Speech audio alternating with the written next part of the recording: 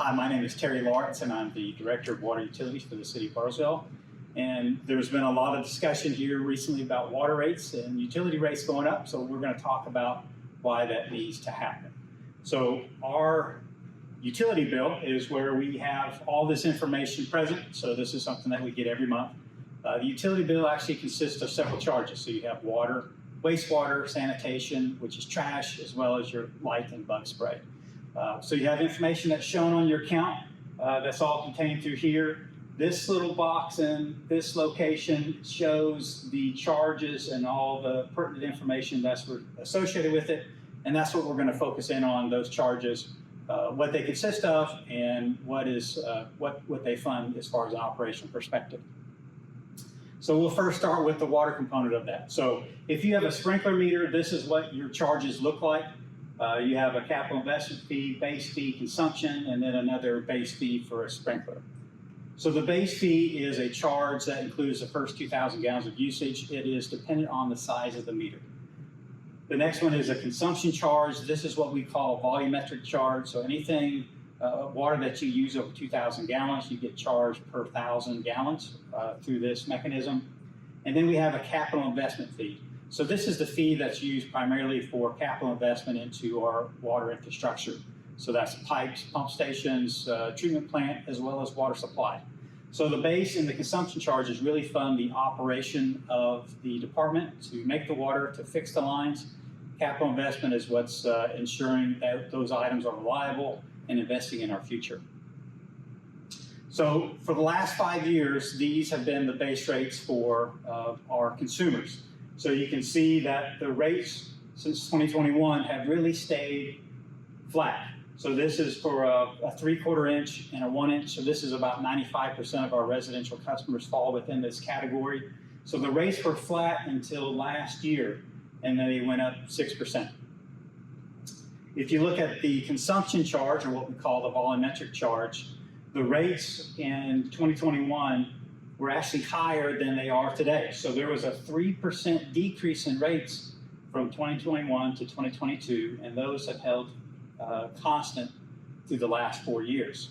So while you had a rate increase last year in your base charge, we had a consumption decrease for the last 4 years.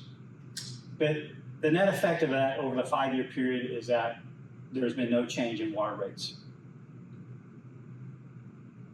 So these two things, we talked about it just a touch earlier, really fund the operation of making your water and getting it to the consumer, fixing any breaks that happen along the way to deliver water to your home. So these are the major components that are within that operation. So we have staff. Staffs are the majority of our operations. So you have to have people that treat the water, people that fix the leaks, and people that kind of keep the meter system up and running and keep that all in check. So that's roughly 51% of the overall water budget. So since 2020, fiscal year 2020, which is 2021, costs have increased 43% over that time frame. So inflation has gone up 25%, so we've given raises to match the cost of inflation. But this item also includes insurance, retirement, workman's comp. Those things are critical, and you have to have it if you employ people. So that's really where the difference has come in. That results in that 43% is those insurance, workman's comp, and retirement items once you combine that with the staffing of it. Chemicals, back on repairs. So staff and repairs. Repairs are just the materials that we need to fix water lines when they break. That is roughly about 6% of our budget to purchase those materials. That item has gone up 88% over the last 5 years. So staff and materials really are not dependent on consumption. We have to have the same number of people that it takes to make 5 million gallons of water a day or 8 million gallons of water a day. It requires the same staffing, same effort from that perspective.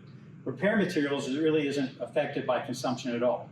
It's based on the age of the pipe as well as the environmental conditions, how the pipe was installed, if there's soil movement. Those are the really items that dictate and control when there's water line breaks and repairs that have to ensue from it.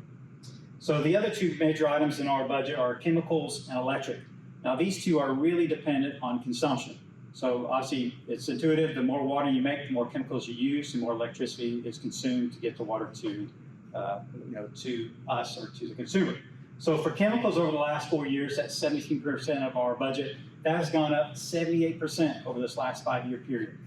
On the electric, roughly 11% of the budget, that's gone up 42% over the last 5 years. So remember, water rates have remained flat, have remained steady as far as there's been no increases. Yet we've incurred these increases for staffing, chemicals, electric, as well as repair materials over that same 5-year period. So we're behind a bit, and so that's the purpose. One of the reasons that the ratings will need to go up is to account for these costs that we really have little control over that have affected us.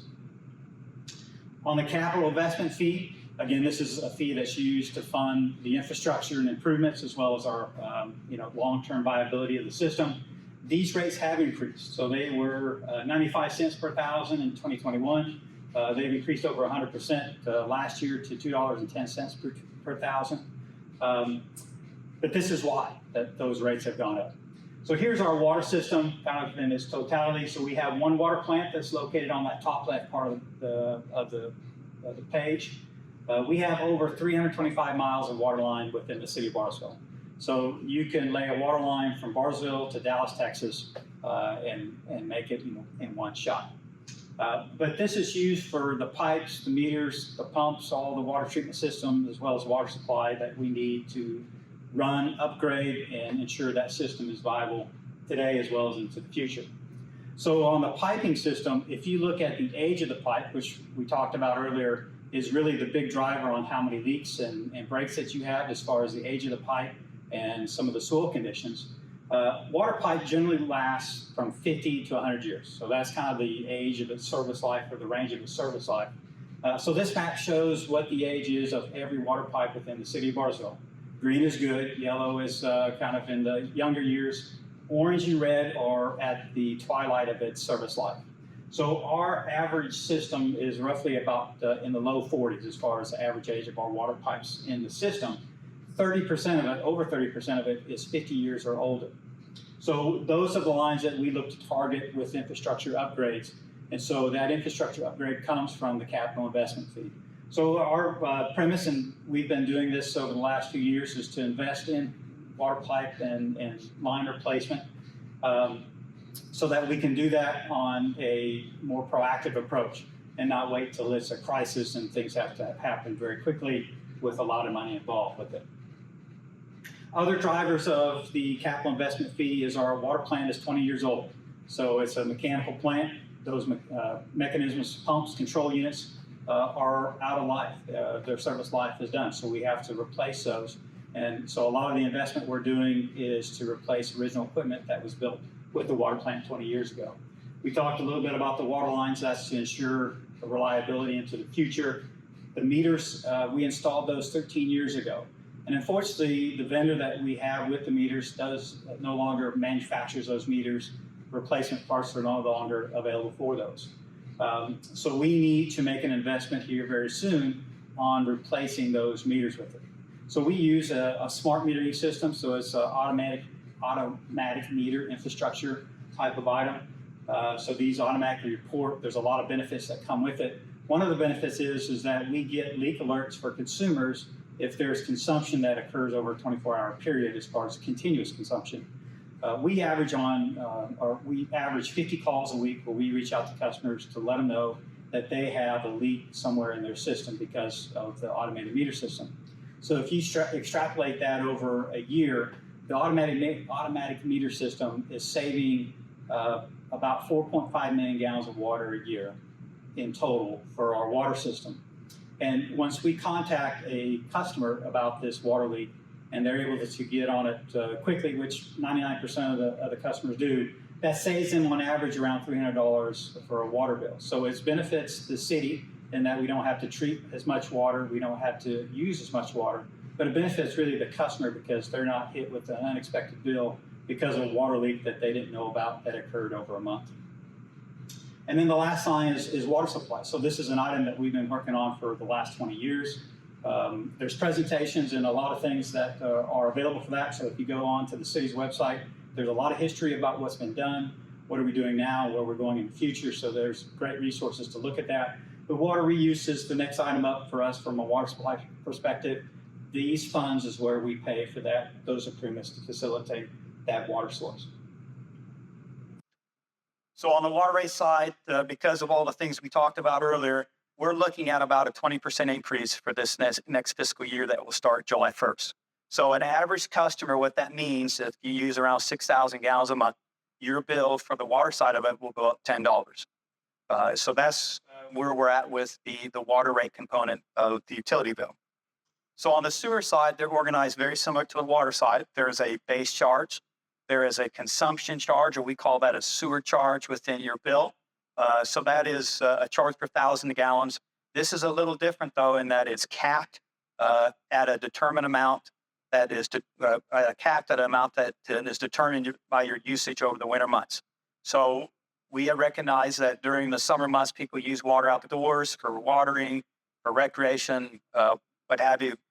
That water doesn't go into the sewer. So we take your consumption over the winter months, we average it, and that's your cap for the upcoming year as far as a sewer consumption charge. And then we have an investment fee, just like on the water side, is used for capital investment and the infrastructure that is used to serve and convey that wastewater from the home to the wastewater treatment plant. So on the base charge, again, this has been different than the water side of it, is that there has been noticeable increases over the last 5 years. So that's gone up 46%. And we'll talk about why that has, that's in doing that. On the sewer charge, the consumption charge, again, that's gone up 23% over the last 5 years. On the investment fee, that's gone up 57% over the last 5 years. Those have really gone up for one specific project. But we'll talk about that here just in a bit. On the operational side of it, again, so the base charge, the consumption charge are really used for the operation to make sure that the lines are clear and free so your wastewater can get from your home to the wastewater plant. There's really two main things that are associated with that. So we contract operations for the operation of the wastewater treatment plant and the 20 lift stations that we own in the city of Bartlesville to a company called Veolia Water. It's been a long-term relationship and partnership that we've had for over 25 years. And they've been a great benefit for the city. And we have a contract with them, and that contract has annual increases that are based on the consumer price index and the price of electricity. So obviously inflation has gone up 25%, electricity has gone up 30%. So their contract has gone up accordingly to that. And the other part of it is the staff. So staff from the wastewater maintenance is the line maintenance component of that operation. That's about 20% of the budget. Overall, their costs have gone up 29% due to inflationary reasons to give raises and the benefits that are associated with it. So here's our wastewater system. We have one wastewater plant, which is what we call the Chickasaw Wastewater Plant. It's located just east of Johnstone Park. We have 20 pump stations within the system. We're highlighting what we call the Caney River Corridor Lift Station, and we'll talk more about that here in just a little bit. But we have 270 miles of wastewater lines within the system that we have to maintain. So this will lay a pipe from Bartlesville to Columbia, Missouri, if you so chose to do with the sewer pipe. But our costs are really being driven by two projects. So with the wastewater collection system, we have a permit that's governed through the state of Oklahoma, but it's in essence administered by the Environmental Protection Agency. And so we have criteria that we are permitted to receive your wastewater, to transport it to a wastewater treatment plant. We clean it to a certain threshold before we release it into the environment. During wet weather conditions or during rain events, stormwater inflows and infiltrates into that wastewater collection system. And if it's bad enough, it will cause the wastewater system to back up and to bypass. So the bypass is that sewage is bypassing treatment before it's released into the environment, and that's a violation of our permit. So state law requires that we report every time a bypass occurs, which we do. And if you have a chronic bypass location, so that is a bypass that occurs at a location more than 6 times in a given year, then the state of Oklahoma does come to you and say, you have a chronic bypass that you need to remediate. What are you going to do to fix it? And so ultimately that will result in a consent order, which is an agreement where the city gets to stipulate what we're going to do to fix it and the time frame to fix it. But the state holds us accountable that they have the ability to levy administrative penalties if we are not able to comply with that time frame and that scope that we have identified. So since the early 90s, the city has invested over $40 million in fixing the wastewater collection system to minimize the bypass locations. So back in the late 90s, if we received a 1-inch rain, we would average 100 bypasses because of that rain event. Now we are able to receive a 2-inch rain, but we have 5 chronic bypass locations that will always ensue due to that. And they are all associated with either the treatment plant or this Caney River corridor. And the only way to fix those is to expand and improve the wastewater treatment plant and to expand the Caney River corridor. So to expand the wastewater treatment plant, that's going to cost us $100 million. And that construction will start next year in 2027. The Caney River corridor will be roughly $30 million and construction will start in 2030. So we talked about the base charge and the consumption charge being used for operation, which is the case, but the base charge went up 46% versus the consumption charge only going up 23%. Well, the reason is that we are having to build our rates for the debt financing for the $100 million and the $30 million project in the next few years. So instead of putting that all into the capital investment fee or the investment fee, we have had to do that within the base charge as well. So that project, or those two projects, are really what has been driving the base charge and the investment fee up the way that it has. And we've been doing this since 2016 because we've known about this project for quite a while. So we've been trying to raise rates to get the necessary debt financing to facilitate those projects and compliance with those tasks that we are under consent order to do. So on the sewer rates, they are projected to go up 8% roughly. So for an average residential customer, that will be roughly $4 a month. So on the reuse, which is trash, again, they are subject to the same inflationary items that all these other components are being subject to. So rates are projected to go up 8% for the customers, and so that will result in an additional $1.50 on your utility bill for them.